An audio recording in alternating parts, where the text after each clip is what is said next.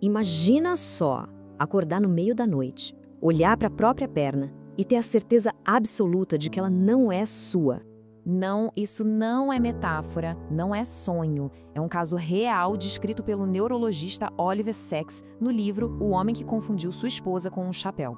Hoje, a gente vai entender a história de O Homem que Caía da Cama, um relato que coloca em xeque uma coisa que a gente considera óbvia, a sensação de que o nosso corpo nos pertence. Isso é psicoleitura, psicologia além das páginas. Então, vamos lá. Bom, a história toda começa com um jovem Oliver Sacks, na época ainda um estudante, recebendo uma ligação super agitada de uma enfermeira. Tinha um paciente novo no hospital agindo de um jeito muito, mas muito esquisito. Esse paciente tinha passado o dia inteiro super de boa, sabe? Ele era um cara simpático, internado para fazer uns exames, porque ele sentia que a perna esquerda dele estava meio preguiçosa. Normal. Só que depois de tirar um cochilo, alguma coisa muito estranha aconteceu.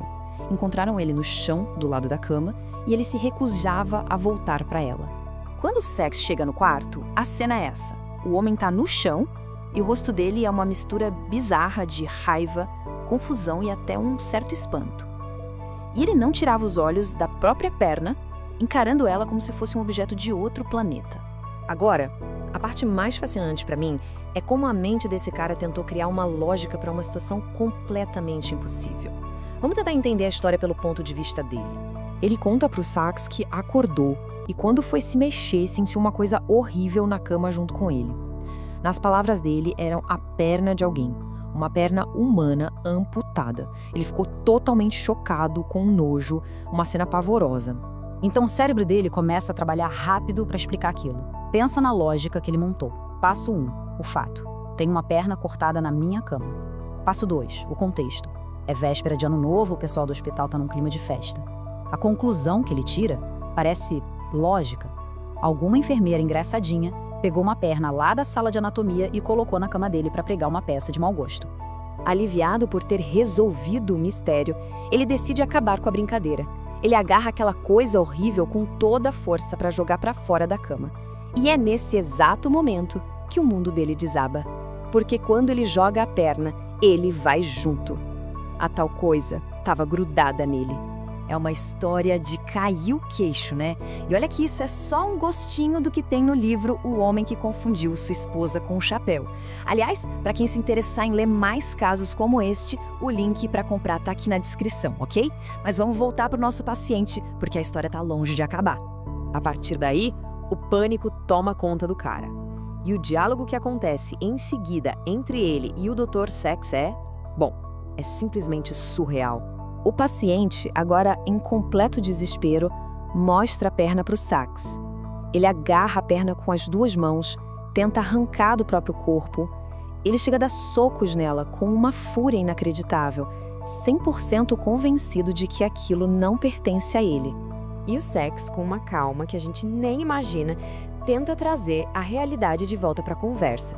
Ele fala o óbvio, que para o paciente é o impensável. Ele diz: é a sua perna. E a primeira reação do paciente é achar que o doutor entrou na brincadeira.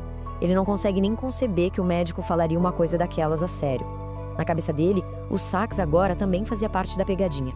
Mas aí ele olha pro rosto do Oliver Sacks e ele vê que não tem nenhum pingo de brincadeira ali. A seriedade do médico o atinge como um soco. E toda aquela raiva e diversão viram terror. Um terror puro e absoluto. É nesse momento que ele consegue colocar em palavras o centro do problema dele.